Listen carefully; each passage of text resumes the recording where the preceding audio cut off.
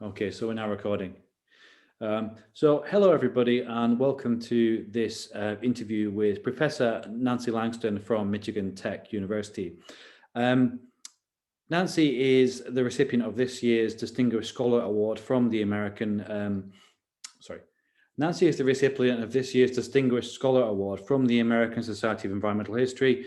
And in the next while, we're just going to be talking through her career and asking her to reflect on some of the highlights and some of the things which drive her in her research. So first of all, Nancy, congratulations on receiving the award and thank you for joining us. Thank you so much, Dom. And to all who are listening, it's a great pleasure and an enormous honor. So I suppose the first question, bearing in mind you have won the award for environmental history, but you haven't always been an environmental historian, is how you came to be one. And maybe if you could just take us through kind of your career today and really the journey towards becoming, a leader in the field. Yeah, sure, Dom. First, I'd like to acknowledge that I'm here sitting on the shores of Lake Superior on an incredibly rainy day. The ice is finally withdrawn from the lake. And it's been a really fascinating journey for me. I still can't quite believe I made it here to Lake Superior. And I'm incredibly fortunate because I'm at Michigan Tech, which is located, as my house is, within Anishinaabe or Ojibwe homelands and ceded territory established by the Treaty of 1842. So I honor those treaties and I'm incredibly grateful to be here. And the story of how I got here is partly a story of trying to find a place that I was really attached to, a place where I felt at home, and also a place within a discipline where I could feel at home. And so, as I'm sure many of you know, I started out as an ecologist, and I was interested in evolutionary history, in the changes over millennia and how non-human animals and environments changed each other. And I was also really interested in conservation biology. I wanted to do something useful that would help stop the crash in biodiversity. And in the late 1980s, I got a National Science Foundation fellowship to go to Zimbabwe, where I was working along the Zambezi River, studying the dwindling populations of carmine bee eaters, which is this incredibly flashy, spectacular bird that migrated thousands of kilometers to breeding opportunities in Zimbabwe. And I was there, some completely clueless grad student trying to understand the evolutionary history of these birds. And at all times, I had to have a Black African guard with me armed with a submachine gun, an FN, who had orders to shoot any other Black person on site, to shoot to kill. And I was clueless enough to have no idea what land tenure was or the history of these conflicts over land. But I knew that conservation couldn't proceed if it just built bigger and bigger and bigger walls around smaller and smaller protected areas and then tried to guard them with ammunition. I knew that this was not a winning strategy, but I didn't know enough about history to have any idea why so many people in Zimbabwe at that time were fleeing cities and trying to farm within national parks, and why there were so many poachers, rhino poachers for the most part, coming over the border. The Zambezi was the border between Zambia and Zimbabwe. After a couple field seasons, about 6 months each time, I had to leave the country and I couldn't finish my research there. I was about a year from finishing up a PhD in ecology, partly because it had just become too dangerous, political instability in particular. So I came back to the States and I was talking with my advisor, and I just realized one day I read about the Blue Mountain Forest Health Crisis in Eastern Oregon, a place I'd spent a ton of time backpacking and hiking and skiing in the winter. My best friend worked there for the Forest Service. And I told my advisor, Sievert Rower, who was this terrifying German old dude, classic professor, head of the lab, who if you didn't spend 20 hours a day in the lab, had to fit. I went in one day and said, Sievert, I know you're going to be furious, but I have got to leave grad school because I can't be an ecologist. What I really want to do is write books like Wallace Stegner or Aldo Leopold, books about human environment relationships over time. I said, I want to write a book about old growth forest conflicts in Eastern Oregon in the Blue Mountains. And I thought Siebert would be furious because, he'd invested all this money in me, all this effort. Excuse me, just spilled a glass of water. So I thought Siebert would be furious. But instead he said, "Oh, Nancy, what a great idea." And it turned out he had quit grad school for 2 years to become a poet in Paris. And after 2 years, he realized he was a much better scientist than poet. So I came back to science. But he really understood that I was trying to find my way towards some other way of thinking about conservation and human relations with the non-human world. And so he really helped me do a combination of geography, history, and ecology. I did an independent PhD. I think it was called Landscape Ideals, Landscape Analysis at the time. And I was super fortunate because Richard White and John Finley were both at University of Washington, and they both really helped me understand this new field. And in fact, Richard White said, "Nancy, it sounds like what you're trying to do is environmental history." And I said, "What's that? I've never heard of it." And he said, "Well, it's, it's an important field and you're trying to do what that is." So I really stumbled into environmental history. And it gave me a way of combining my interest in human dimensions, human relationships with the more than human world with ecological change. So I eventually made my way, wrote my dissertation really as a book, and that became Forest Streams, Forest Nightmares.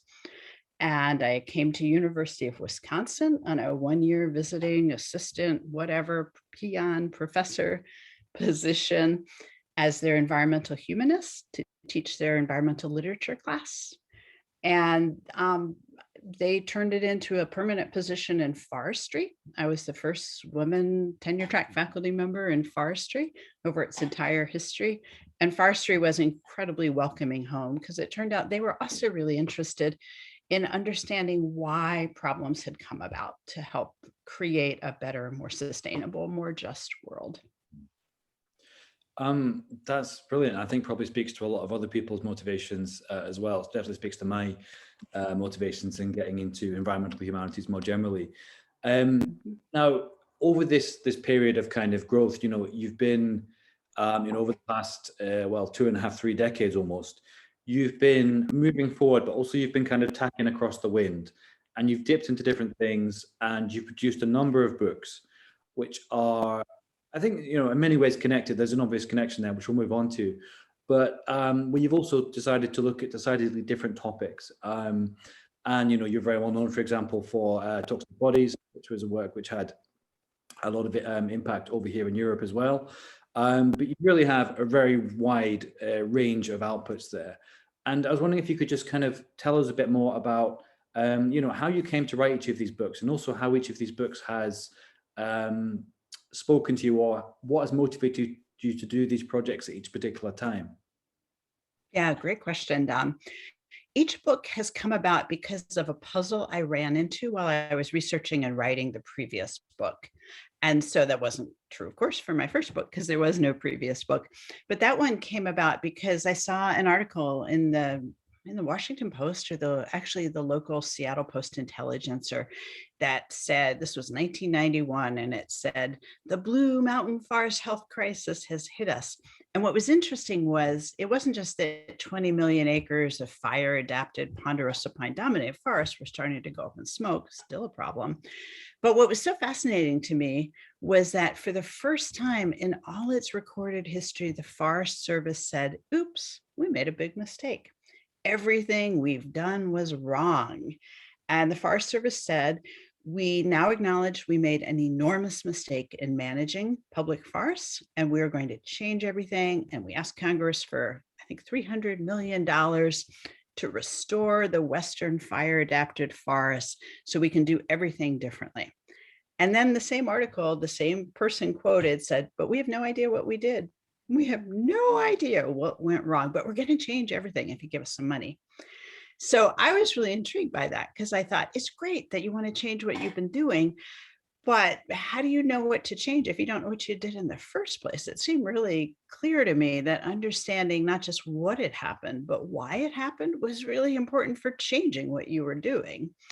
So, and also my best friend was living and working, and I'm employee of the Forest Service in the Blue Mountains. So I knew a lot of people out there. And in the process of doing that book, where I started thinking I was going to do fairly straightforward ecological history, understand what happened in these forests, I ended up getting really wrapped up in why foresters made those decisions. And as part of that research, I kept coming across all these articles where foresters were mentioning that they had to change riparian areas, the places where water and land meet, and they had to get rid of all the willows and native vegetation and ditch and channel and dredge those streams to make the landscape more efficient. And I thought, oh, that's really weird. Why would they do that? But I had a book deadline. I didn't have time to look into that.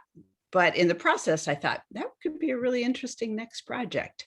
So really, my first book was a place I was madly in love with, wanted to spend as much time, and I knew something about it. And then the second book, Where Land and Water Meet, I still had this puzzle, this bizarre question, which is, why would the Forest Service, in the name of protecting creeks, do everything we now know destroys them? And I also had a really good friend in Malheur in the high deserts, and I loved Eastern Oregon, Eastern Washington high desert open landscapes. So I was out there birding with her one spring many years ago, and we were just tromping around, and we stumbled across those coyotes that had had their throats cut. And we talked to a bunch of ranchers, and we saw the water in the desert. And I thought, I want to spend my next 5 years here. How could I make that happen? So this new love for this amazing place, and this question about why would people do in the name of protecting something, what we now know destroys it, led to Where Land and Water Meet. And in the process of writing that book, I learned that wildlife managers, in the name of conservation, had sprayed more Agent Orange over wildlife refuges than the US Army had ever used in Asia. And I thought, well, that's really weird. Why were they using so much Agent Orange? Where did all these toxic chemicals come from? So that led to Toxic Bodies, which was my only book that wasn't really place-based. I mean, the place ended up being human bodies, or women are, the bodies of watersheds and the human bodies in particular. But in the process of writing that book, I stumbled on the puzzle of Lake Superior toxics. It's one of the more remote lakes, biggest lake on Earth by surface area, coldest lake in North America. And North Americans all think it's incredibly pristine. And I learned from a scientist that the fish in this lake were the most toxic of anywhere in the world, pretty much. They had incredibly high levels of this one hormone disrupting chemical called toxaphene.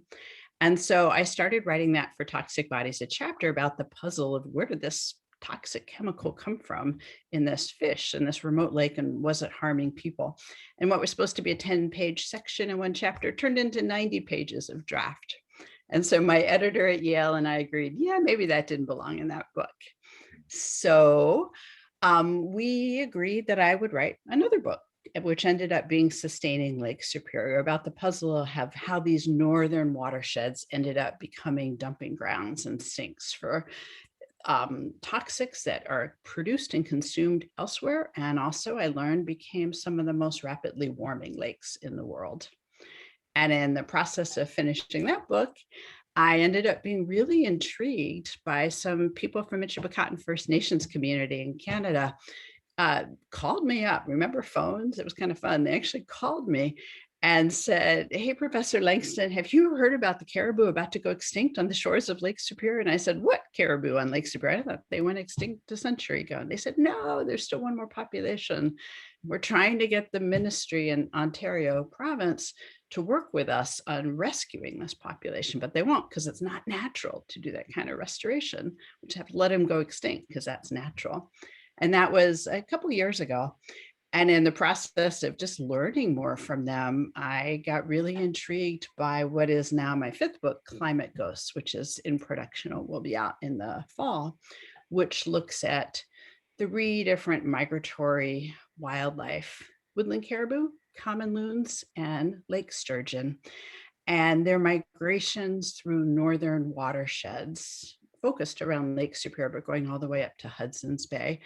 and how the Anthropocene, or if you want to call it the Capitalocene, that's fine, how the post-World War II era has utterly transformed our relationships with these more than human creatures. So each of these books has grown out of the earlier book, but they're really completely different questions. And I have a 5-year attention span, so they work perfectly for me. I get to do 5 years of research and writing. By the time it comes out, I'm bored with it and ready to play with a completely different topic. That sounds like a brilliant way to work, and I think it's probably a guiding principle which other people would do well to follow, especially because in lots of schools we'll have to deal with research reviews on a 5-year basis as well. So there's always a need to come up with something new and exciting. I think that one of the things you've really touched on there, before we move on, is this question of the Anthropocene, which isn't necessarily completely explicit in your work, but looking back on a lot of what you've written, it's definitely there all the time. How, as you've moved forward, and obviously as your own corpus of research has grown, at the same time as really in the last 15, 20 years, the environmental humanities has emerged as a thing. How have you felt your work relating to others in the environmental humanities? Yeah, that's a fascinating question. Much of my work has concerned the 20th century and now the 21st century. So my first book really looked at the end of the 19th, first couple decades of the 20th century. So I was really interested in the immediate pre-World War I issue, because most people were thinking that the US Forest Service shifted into intensive industrial capitalist production after World War II during what we now call the Anthropocene. And what I found was it actually happened a lot earlier. Decisions made from 1905 to 1915 really set the stage for the post-World War II, utter intensification.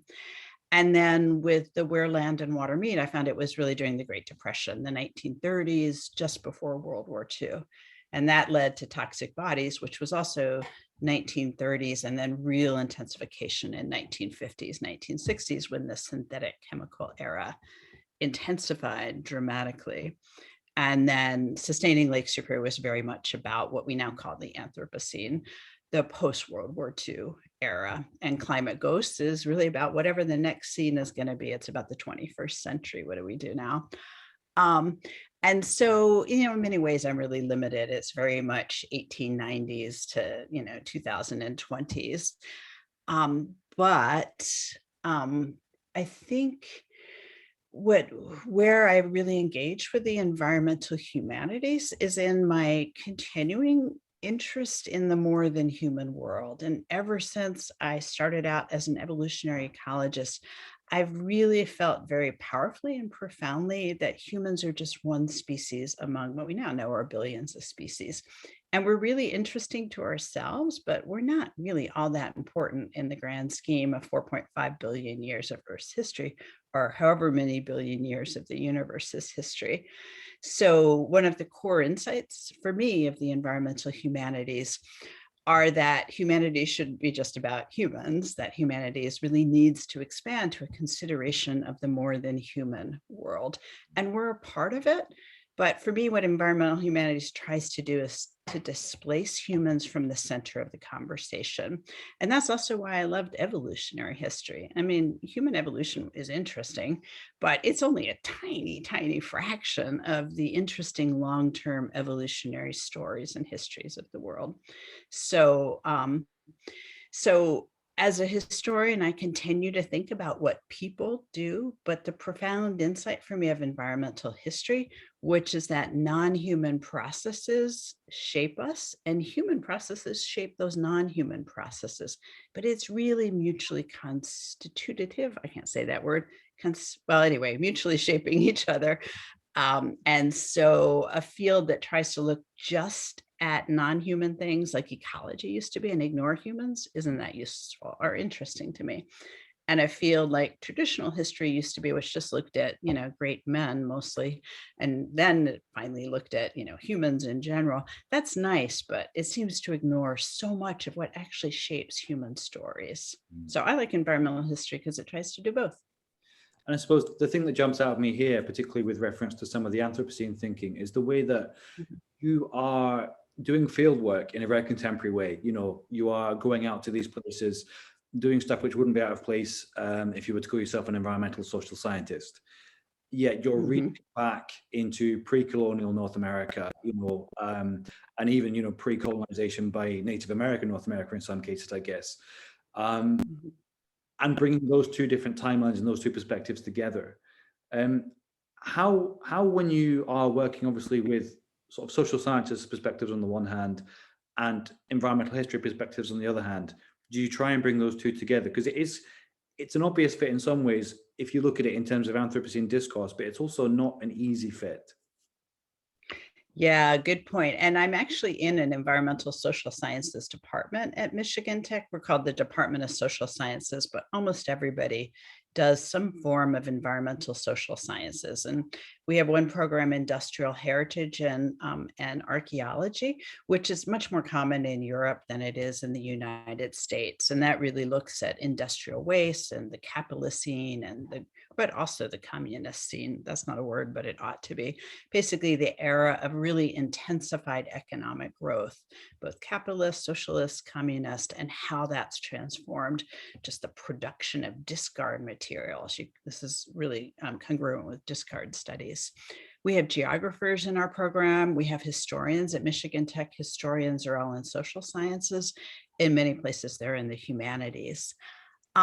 So in some ways, the boundaries that are kind of challenging are to work across into the natural sciences and physical sciences, where they've often been used to thinking the real geology, the real ecology is that stuff without people. And people are just this external disturbance, which we can ignore to get the real science.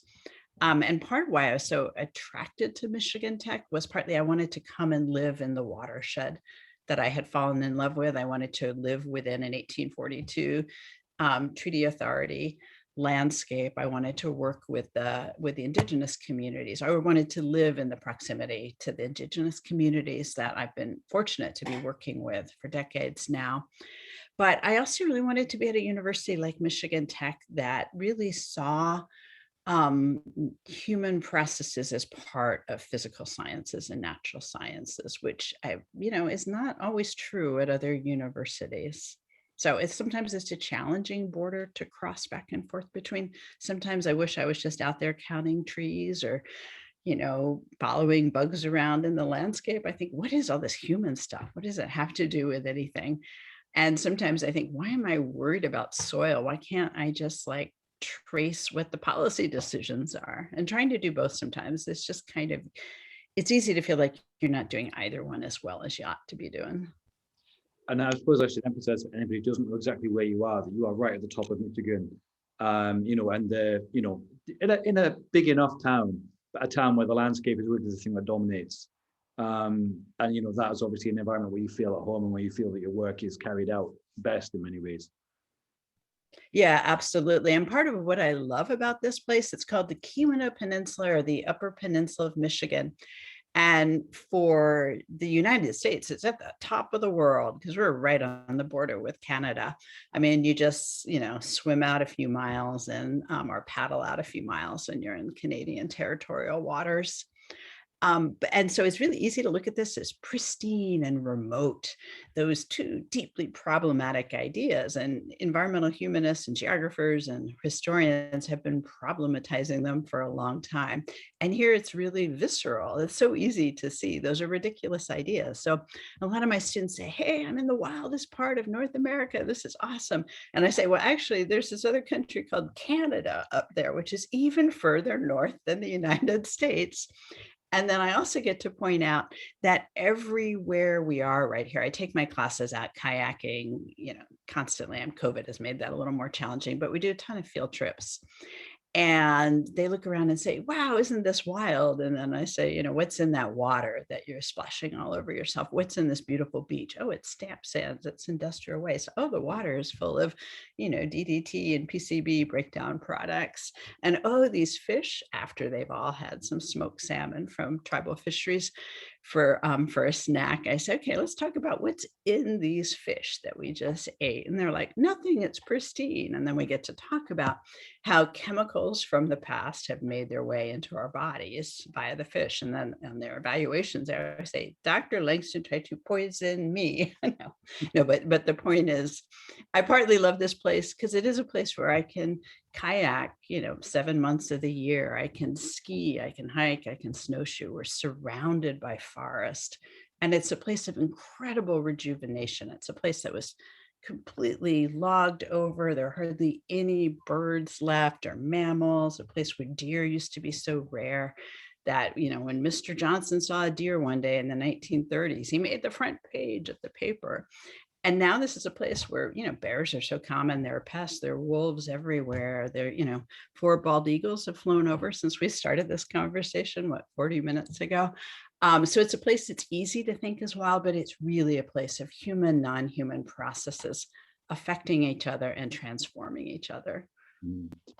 And I suppose, you've talked there very specifically about the importance of place, in terms of where you are now, but also, some of the other research you've carried out previously. If you look back over your entire career, going back to the early 1990s, what is the thread there? What is the thing that you think that connects all of this?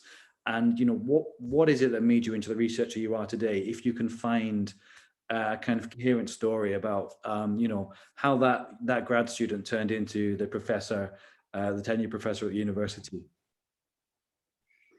Yeah, I suppose for me, the thread is narratives matter, stories matter. It's stories all the way down.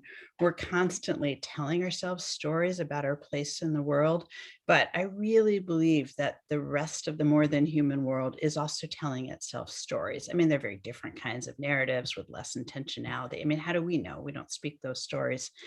But that for me, the thread has always been throughout my entire career, trying to negotiate, trying to understand these tangled up interrelations between human and more than human, trying to understand the relations between the past and the weird present we're in and the potentially even weirder future. So when a zillion years ago, I first read that wonderful concluding phrase from Darwin about the entangled bank, it just spoke to me in a way nothing else had ever spoken to me. And so that's partly why I decided to become an evolutionary ecologist. I just wanted to play in this entangled bank. And it turned out evolution per se wasn't the right field for me. I really wanted to do something much more humanistic. But, in some ways, I don't see the difference between ecological history and evolutionary history and geography and environmental history. I feel like we're all stumbling towards trying to hear these languages that are sort of being spoken just outside of our reach, trying to piece together the songs of the human and non-human worlds entangled together. Mm. So part of my job is just trying to listen to those stories and tell the stories that I can to the people who want to hear them. Mm. And I think that, you've touched on something there as well, which is that, if there are people out there who want to know these things, in the academy, we're often criticized for talking to ourselves, and for having conversations, for ourselves alone.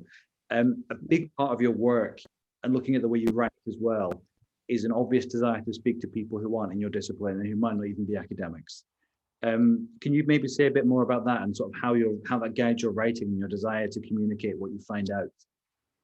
Yeah, absolutely. I've never had more than about 5 milliseconds of patience for certain kinds of jargon and for conversations that only happen within the academy or within a single discipline. And, I understand why jargon develops. I understand why we need a shorthand to communicate to each other. It just shortens things. It's like acronyms. But trying to write to the public in something full of acronyms or something full of jargon, it's just anti-communication. So I've come, this close to leaving academia many, many times in my career. And it's always because I feel like academic communication is about obscuring communication. It's anti-communication. But I always end up staying because I also believe that we have an ability to intervene in policy debates, to sort of pull together stories, anecdotes, data, narratives, hypotheses from across many kinds of endeavors and fields. And that's a complicated way of saying, I was once at this big public meeting. I'd given a keynote talk on some of the causes of the forest health crisis in the Blue Mountains. And the organizer, Malheur Timber Operators, a pretty intense cut group, had tried to bring people together from across political divisions. So they brought Wise Use Movement at the, which was the movement at the time, pretty similar to the militia movement that developed, or one of the origins of the militia movement. They brought Earth Firsters, they brought agency staff, and the only rule was they all had to leave their guns at the door. They had to check their guns in a box before they came inside. And they all had to agree to listen to what the other ones said. So the environmentalists had to agree there was a place for logging on public lands, and the non-environmentalists had to agree there was a place for protection on the public lands. So I gave my talk, about the origins of the forest health crisis. And afterwards, all these Wise Use Movement people came out, and they're so sweet. And they're like, "Oh, Dr. Langston, I loved your talk. I loved your talk. I knew it was the fault of the scientists all along. I knew it was the fault of the Forest Service." And all the first Forest Service people came up to me and said, "Oh, Nancy, I loved your talk. I loved your talk. I knew it was the fault of the timber industry all along." And so they heard the stories they were ready to hear, but at least they listened. And then I asked them all, "So why do you think I'm right? Or, why are you listening to me? You don't agree with anything the other group says. How come you're listening to me?" And they said, "Oh, because you have footnotes," which I thought was really funny. But there was something deeper there, that they thought that by virtue of trying to write a history that was fair to all these different stakeholders and groups, that I was at least listening to these different parties, and footnotes somehow kind of signified that to them. So it made me think that a position of environmental advocacy wasn't right for me, because I really wanted to be able to step back and say, I sympathize with your desires to get the DDT out of the birds, to get the toxaphene out of the fish, to protect some old growth forests. But who I am, I really need to be able to step back and imagine that you might be wrong about some of your most deeply held propositions. And the same for all these other opposing parties. And I think you kind of hit the nail on the head there, which is in terms of how we engage with these quite big social issues, and with our publics as well, is fraught, because we're often pigeonholed as being, obviously in the US, there's a stereotype that all academics are Democrats, that they always have a specific agenda, and it's the same over here in Europe. And in some cases that may be true, but in terms of finding that role, I'm reminded of what the sociologist Michael Burraway at University of California says about the role of public sociology as well, and how a big part of it is not just going away and counting things, but taking the ideas you have and making sure people understand how they're important. Right. And one of the things I've always loved about environmental history is that so many of the most extraordinary environmental historians, so many of the former winners of the Distinguished Scholar Award, were people who wrote incredibly beautifully for the public, and were much more interested in writing books that their grandmothers or their uncles could read and engage with. And they wrote for fellow scholars as well, but their audiences were so much bigger. And I just respect that so much, partly because I don't have a very long attention span, and I just get really bored reading certain academic books. But so many young environmental historians, older environmental historians, emerging environmental historians just write so beautifully for broader publics. And I'm thrilled that I'm in a field that recognizes that has value and rewards us for it, instead of punishing us for daring to talk to other people. My favorite comment on the book that came, my fourth book, Sustaining Lake Superior, was one of the guys at a Zoom meeting, an older grad student who spent years working on the Iron Range, which is a really dirt poor, formerly prosperous place of mining in Northeast Minnesota. And he had worked for years doing interpretation at some industrial sites. And he said, "Nancy, people kept coming up to me, and this one guy in particular, and he said, I got to give you this book about the mines in this area. You'll love it." And this was a former miner. His dad had worked in the mines. His grandfather had worked in the mines. And he handed Jim a copy of Sustaining Lake Superior, and he said, "This book is fair." And I thought, that's what I want to do. I want to write a book that a minor can read and say, this book is fair. I may not agree with it all, but it's fair. And this kind of really brings me into the last point I wanted to pick up with you, which is this question of bearing in mind that so many of the spaces you write about, and the things you find all around you, not just in North America, but here in Europe and in the global South as well, are increasingly politicized and increasingly in the headlines as well, whether it be forest fires in the West or in Australia, things like land management leading to natural disasters, all of these things where environmental history has a role to play. Right. What do you think environmental historians, but people in the environmental humanities more generally, have to do now when all of these things are hitting us right in the face and we're seeing them in the news every day? And maybe 20 years ago, environmental history was considered a kind of sleepy pursuit for people who are really into the environment, and now it's front and center. And that's a challenge to the discipline in many ways. How do we respond to that? Yeah, great question. And we debate this all the time at ASEH meetings, and there's no single answer. So I can just tell you what has worked for me, what I feel the need to do. I really value studies of environmental histories of very specific, distant places that have zero relation to current conflicts. But if we want to continue to get funding for the humanities, if we want to continue to have a place in public universities where all these tensions about, oh, you're all Democrats or you're all lefties are prevailing, are powerful now, in some places prevailing, I think at least some of us really need to speak to current political conflicts, but speak in a way that can be trusted by sides that have different, voted for different people at the ballot box in the last election. So, for example, in my own work, I try and follow the guidance of Richard White and Bill Cronin and Don Worcester, who, three of the great luminaries in the field, all of whom pick topics that were completely related to current conflicts. So my questions are always driven by a contemporary battle, to not put it bluntly, by climate change, by biodiversity loss, by toxics. So I completely empathize with the desire to write books related to current advocacy and environmentalism and environmental questions. But once I pick that topic that is driven by my own advocacy commitments and my personal politics, I might say, then how I do the archival research, how I conduct my interviews, how I select data to build an argument, to test a hypothesis, I absolutely feel that has to be independent of my political persuasion. And since I trained as an ecologist, I really trained to set up I was trained to set up controlled experiments. I was trained not to cherry pick evidence that supported my most dearly held assumptions about the world. I was trained to know I was successful when I proved myself wrong. And we always set out, we're all very Popperian and Kuhnian, Popperian, to refute a hypothesis. And it wasn't science if you couldn't set up a testable, refutable hypothesis. And I still think that's a really valuable way for environmental historians to conduct themselves, at least in part, to always be looking for things that refute, bits of evidence that refute their initial arguments or narratives about why things happened in the past. And certainly all historians don't agree with me, and that's great.